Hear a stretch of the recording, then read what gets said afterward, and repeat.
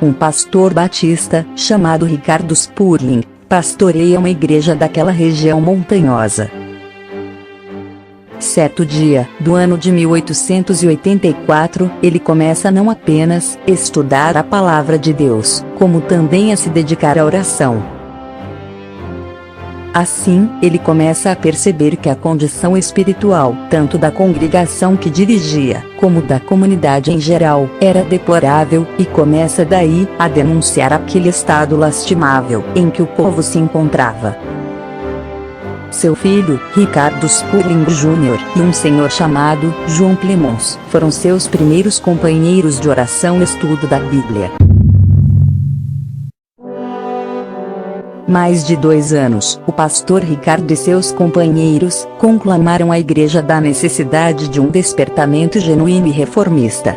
Mas o clamor e a preocupação do pastor Ricardo foram ignorados por sua igreja e por sua comunidade. Mais do que isso, ele e seus amigos eram escarnecidos e tratados com hostilidade por pessoas conhecidas. Foram rechaçados como fanáticos. Pouco tempo depois, Ricardo Spurling chega à conclusão de que seria inútil todo aquele trabalho para levar sua igreja a uma busca sincera por avivamento. Sua decisão foi de conclamar a todos os que tinham a mesma fome e sede espiritual para uma ação mais específica, na busca de seus objetivos. Em meio a muita oração, ele marca uma reunião numa quinta-feira, dia 19 de agosto de 1886, nas dependências do moinho de Barney Creek, uma casa rústica, construída por ele mesmo e outros irmãos. Ricardo Spurling não tinha uma noção clara da importância da ocasião, mas movido por um impulso divino, ele fez um discurso inflamado e concluiu com o seguinte convite: todos os cristãos, como os que aqui estão presentes, que desejarem ser livres de todos os credos e tradições feitos pelos homens, e estão dispostos a tomar o Novo Testamento, ou seja, a lei de Cristo, como sua única regra de fé e prática, dando uns aos outros direitos iguais, e o privilégio de ler e interpretar para si mesmos, como ditar suas consciências, e estão dispostos a reunirem-se como a Igreja de Deus, para realizar negócios como a mesma, venham à frente.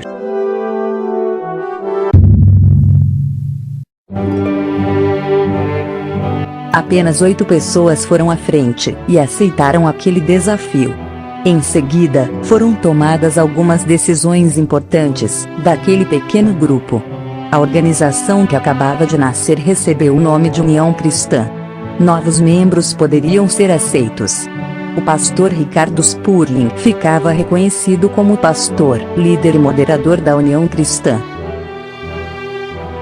Este grupo passou a reunir-se nas dependências do velho moinho rústico. No dia 2 de setembro de 1886, o velho pastor Ricardo, sob a recomendação dos irmãos, consagrou o filho dele, Ricardo Spurling Jr., como ministro ordenado da nova igreja.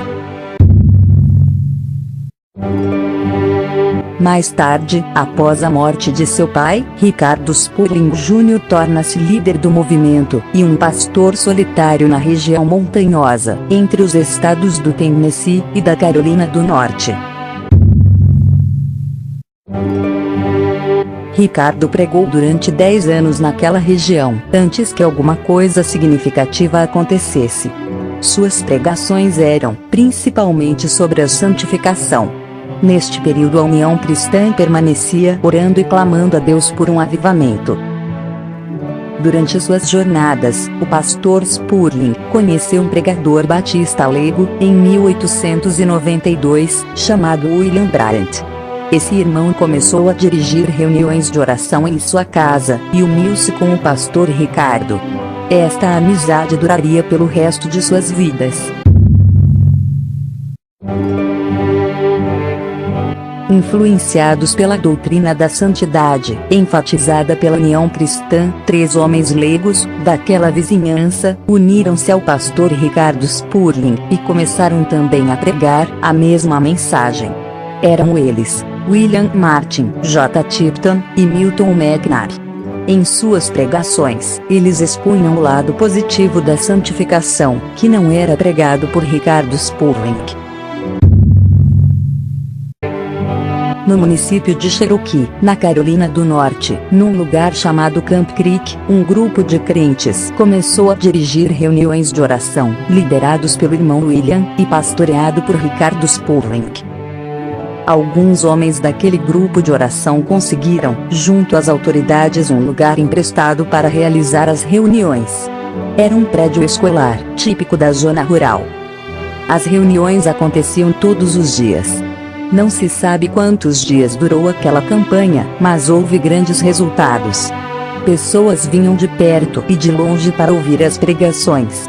Muitos testificaram ter recebido curas maravilhosas. Outros caíam de joelhos, chorando, pedindo perdão de Deus. Crentes nominais foram transformados em pessoas avivadas e consagradas a Deus.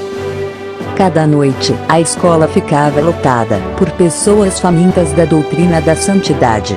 A notícia corria entre os habitantes das montanhas e eles chegavam de todos os lados.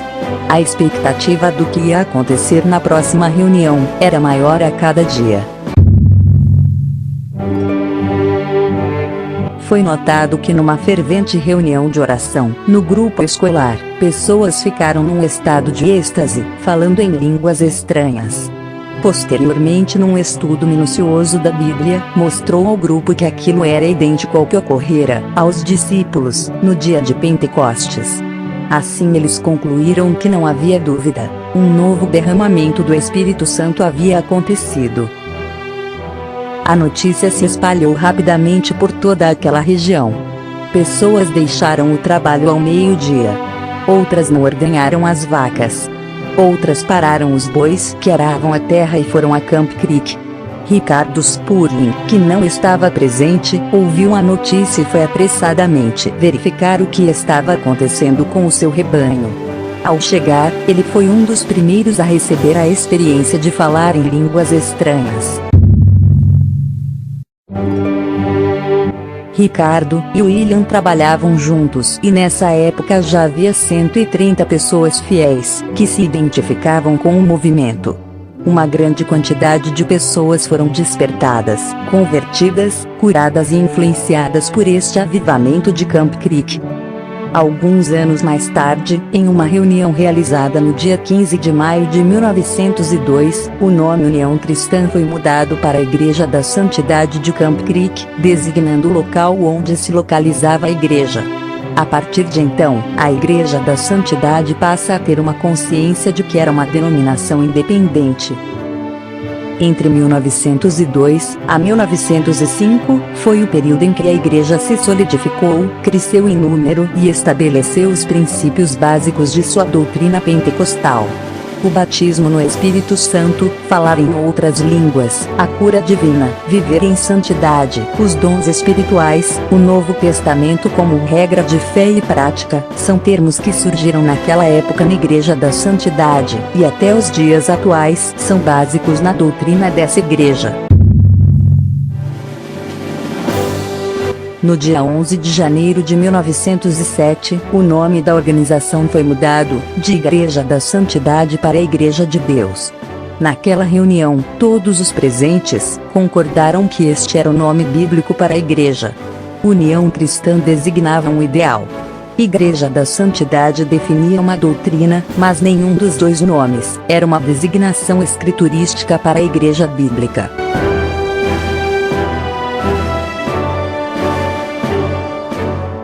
Grandes vitórias, bênçãos e conquistas da igreja foram alcançadas sob fortes perseguições, confrontos, lutas e todo tipo de dificuldades, mas, em momento algum, os seus pioneiros, homens de fé, desanimaram. Manteram-se firmes na trajetória de uma vida consagrada a Deus e à sua obra, levada à santidade, e uma busca incansável na palavra de Deus, de uma fé compromissada com o Evangelho de Jesus Cristo. Nascida pelo renovo do Espírito Santo, a Igreja de Deus não apenas levou aos quatro cantos daquela nação a mensagem pentecostal, mas também aos quatro cantos do planeta.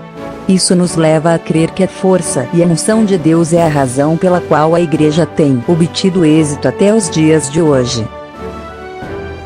Mais de um século se passou, e aquelas palavras desafiadoras de Ricardo Spurling, conclamando a todos para uma vida de santidade, permeada por fé e prática, continua ecoando, pelo tempo e espaço, pois não são palavras próprias daquele velho pregador, e sim da sempre atual e transformadora Palavra de Deus.